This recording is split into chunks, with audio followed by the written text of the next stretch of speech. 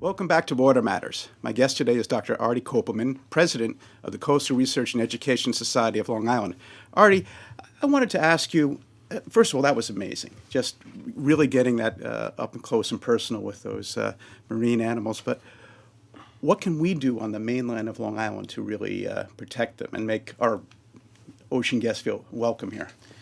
I think one of the things we can do is learn about what's going on out there, get out and see it.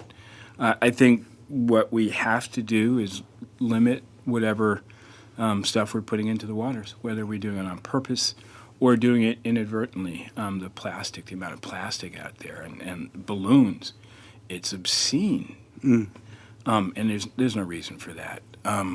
We need to eliminate the use of any kind of toxins around our homes here on Long Island, because whatever toxins we use in our homes, around our homes, end up in the water, ultimately.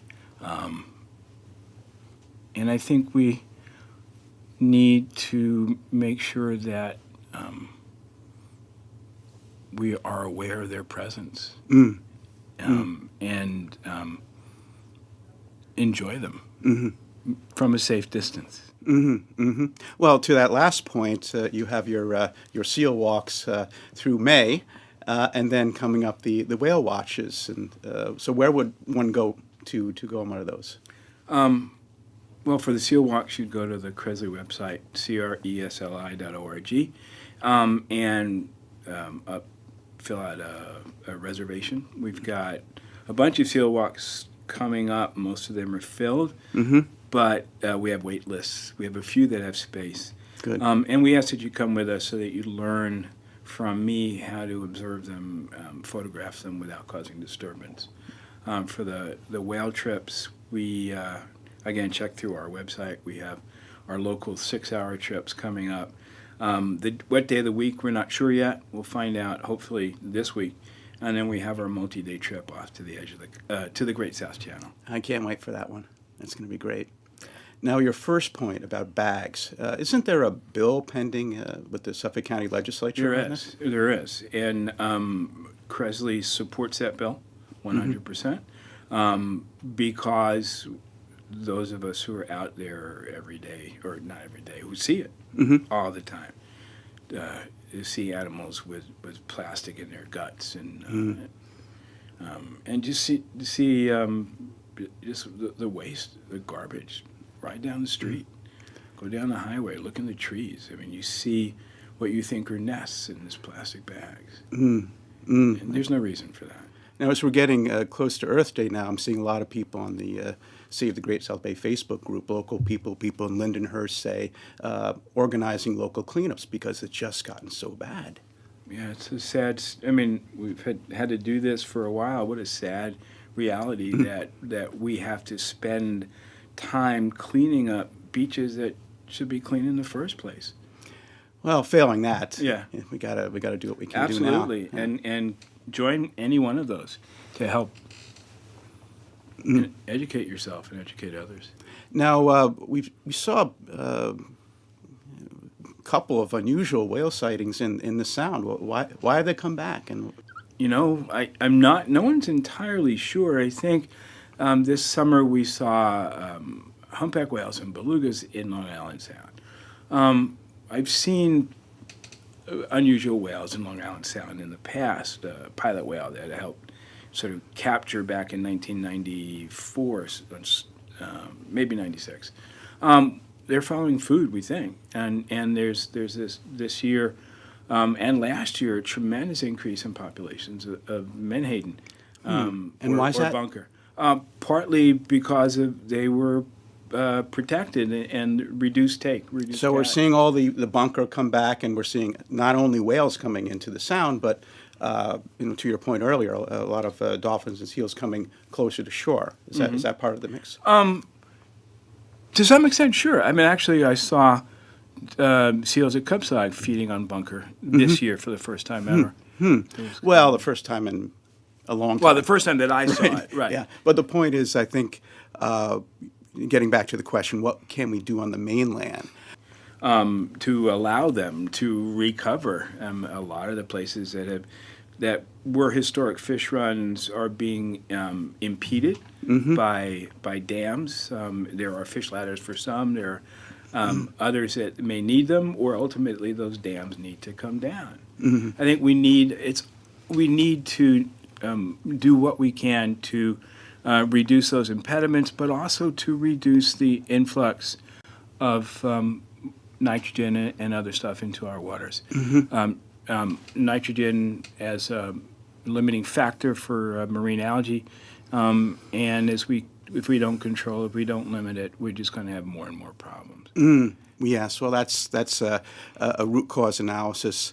Certainly, I would argue though that opening up these historic fish runs, and by historic we're talking pre-Dutch in a lot of cases, because they create all these mills everywhere to run their grist mills and however else, but that also had the effect of stopping the fish run. So that systematically, starting then, we've closed off all three of our coasts.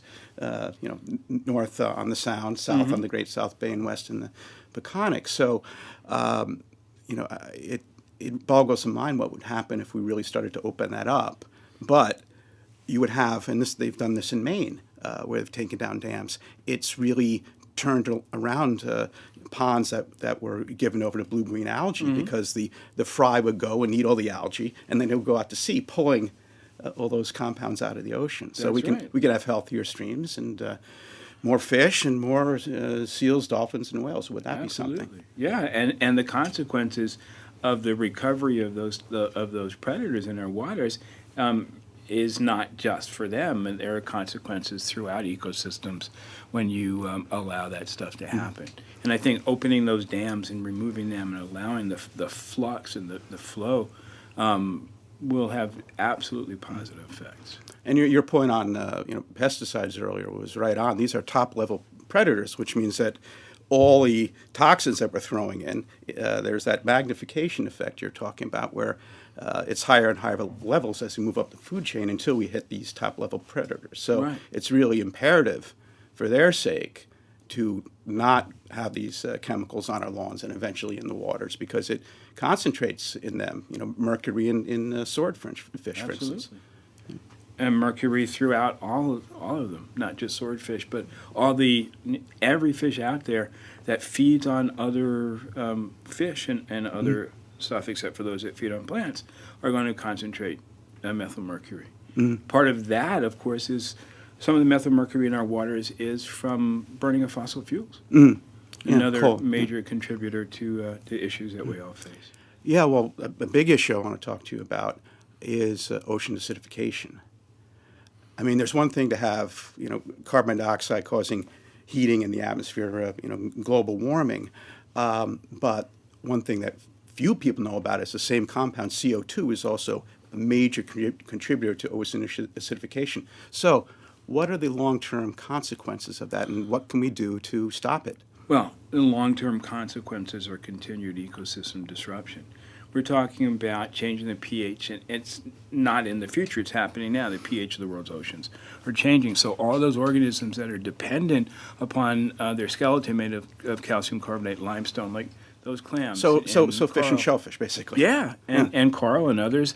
And they will die, they will disintegrate. Their larval stages are not able to, the young stages aren't able to survive. And that has radical consequences. Again, the way to stop it is to reduce the emissions and to increase the removal. So you reduce the sources and increase the removal by increasing the amount of plants, whether it's aquatic plants in some places or land plants. Take out, sequester the CO2 and methane.